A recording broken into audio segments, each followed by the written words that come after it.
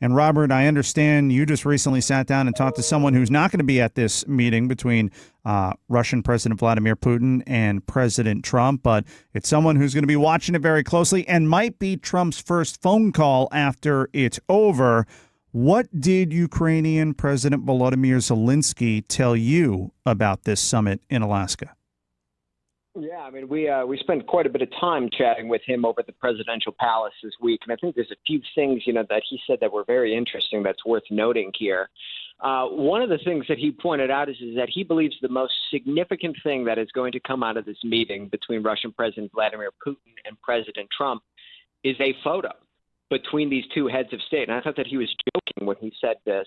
What he actually meant by that is that photo of the Russian leader on American soil, standing shoulder to shoulder with the American president, formally marks the end of Russian isolationism, which has been ongoing since 2022. And I thought that was interesting because the Ukrainian perspective is that this is viewed as a releasing of some of the pressure that is being placed on Russia. And they believe that it is only through economic pressure and the pressure that is instituted by any of these sanctions that is really at all moving the ball forward when it comes to getting Russia to the negotiating table.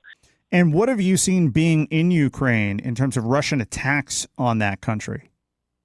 Oh, I mean, it's constant. I mean, we were just out in Donetsk region the other day, which is really ground zero of this war taking place. And I mean, artillery fire is constant. Airstrikes are constant. But I mean, the big thing that has really changed here, Ryan, is the way this war is fought. These small craft drones have totally changed the landscape of this war. I mean, it has really become a bloody war on the front lines of all of this.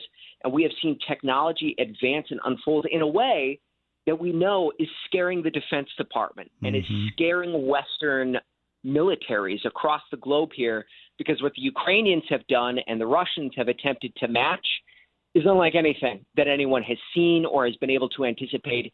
It is a new landscape of warfare that we're watching here. And last thing, real quick, did Zelensky seem confident that there would be a positive outcome from this meeting, or does he think that this meeting really isn't going to lead to much progress? He doesn't think it's going to lead to much progress because, I mean, they believe that Russia's about to put a deal on the table. This is what Zelensky told me.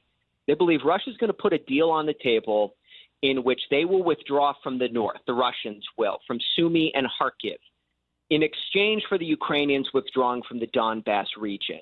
The Ukrainians are not going to go for that because they have some strategic positions in the east right now. And if they pull back from the Donbass region, they believe it is an inevitability that Russia invades Ukraine for a third time after President Trump leaves office without any security guarantees. So if that is the deal that Russia puts on the table, they will be saying no to that. Now, Russia, reserves the right to change the deal, to put something more sweet on the table, or for this to be modified for a bit. That's what the Ukrainians are planning for. And if that's what happens, it's a no deal from the Ukrainian side. NewsNation foreign and White House correspondent Robert Sherman over in Ukraine just sat down with Ukrainian President Volodymyr Zelensky. You can check out his reporting at newsnationnow.com and find him on X at Robert Sherman TV. Robert, great reporting, and thanks so much for taking a few minutes for us this morning. Really appreciate it.